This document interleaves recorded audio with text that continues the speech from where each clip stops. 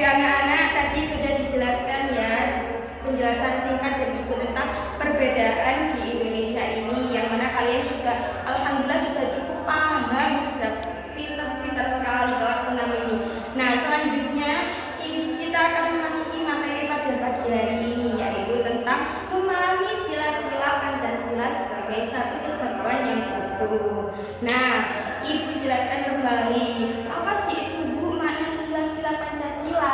Nah, Pancasila sendiri adalah dasar negara yang terdiri dari 5 sila.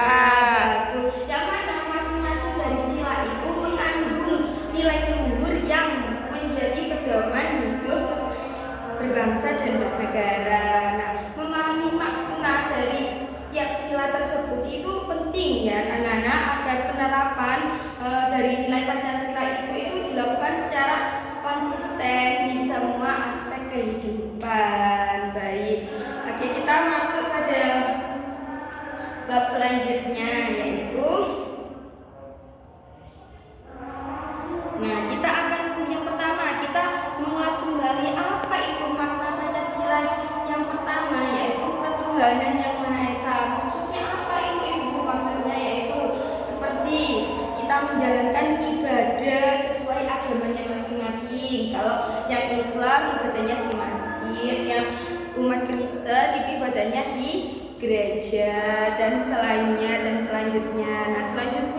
Nah, dari perbedaan agama tersebut kita itu wajib menghormati setiap perbedaan keyakinan itu, perbedaan agama. Kalau semisal ada anak, kamu punya teman misalnya Tio, itu anak Kristen, umat Kristen. Nah, sedangkan Syasa itu umat Islam. Nah, Syasa saat Tio waktu beribadah itu tidak boleh diganggu. Begitu pula Tio waktu Syasa beribadah, dia tidak boleh mengganggu. Oke, paham? Nah, selanjutnya yaitu menjaga kerukunan antar umat beragama. Sama seperti tadi, intinya kita sebagai warga negara Indonesia itu harus saling menghormati dan menghargai setiap perbedaan yang ada. Baik, habis itu setelah sila yang pertama kita akan belajar tentang sila yang kedua, yaitu kemanusiaan yang adil dan beradab.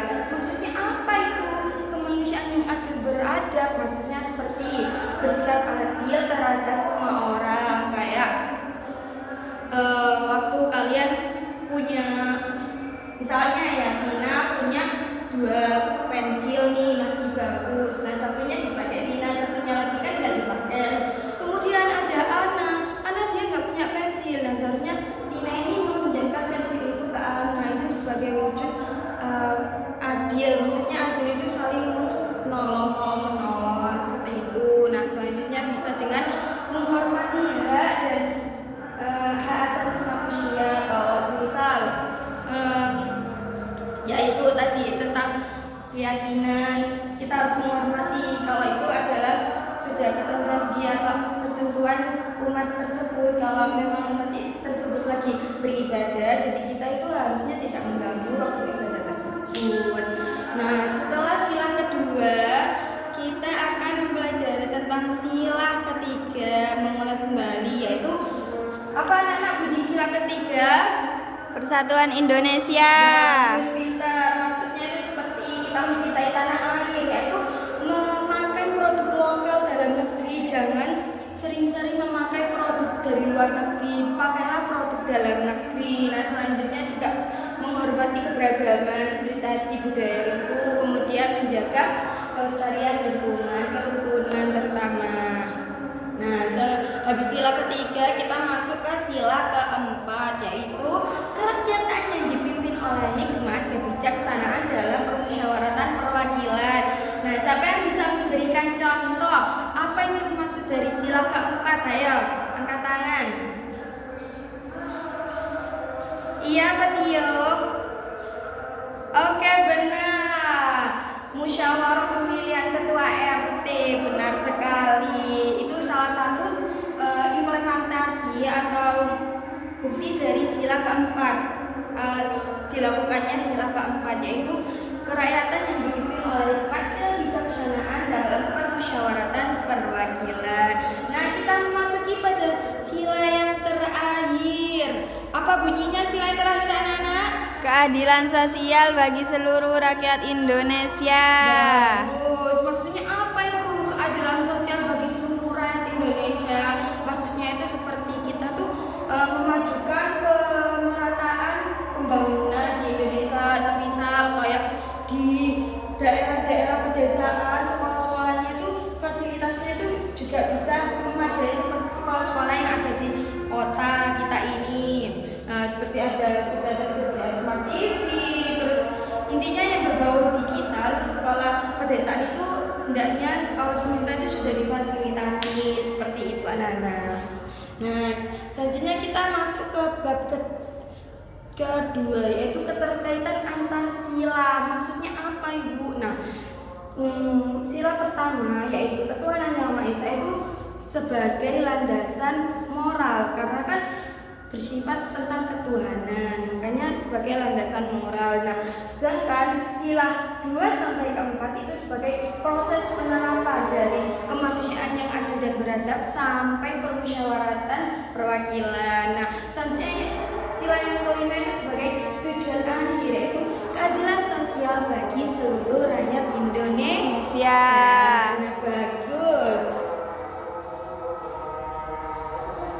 Nah, kita akan menjelaskan tentang contoh penerapan sila 1 sampai 2.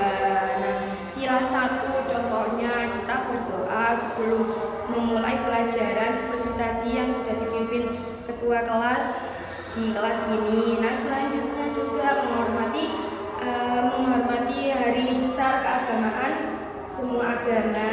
Yang kedua, sila kedua yaitu menolong teman tanpa membedakan latar belakang.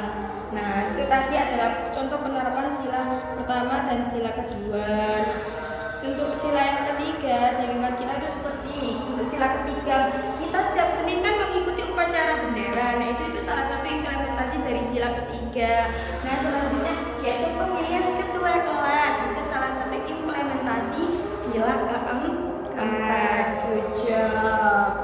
Nah, untuk sila kelima sendiri yaitu seperti membantu teman yang sedang kesulitan. Itu anak-anak. Apa sudah paham anak-anak semua? Paham. Oke. Penting sekali kita mengamalkan Pancasila itu. Agar apa? Agar mengamalkan Pancasila itu sebagai Pancasila kan di negara kita kan sebagai pedoman ya. Nah, pedoman supaya kita tuh ingin melangkah untuk mengambil keputusan atau dalam bertindak itu kita sesuai dengan pedoman tersebut, yaitu Pancasila, sesuai dengan dalam beragama, bersosialisasi, berorganisasi. Begitu anak-anak. Jadi antara sila 1 sampai sila kelima itu saling berkaitan ya anak-anak. Sila 1 itu sebagai landasan moral yang bersifat sebagai keagamaan dan moral-moral kita. Kemudian sila kedua sampai keempat itu sebagai penerapan, yaitu pedoman penerapan yaitu dari keadilan kemanusiaan adil dan beradab, kemudian permusyawaratan perwakilan keadilan, dan selanjutnya sila kelima itu sebagai tujuan akhir, yaitu keadilan sosial bagi seluruh rakyat Indonesia. Oke, sudah paham apa belum? Sudah. Apakah masih ada yang perlu ditanyakan? Tidak ada. Oke, good job.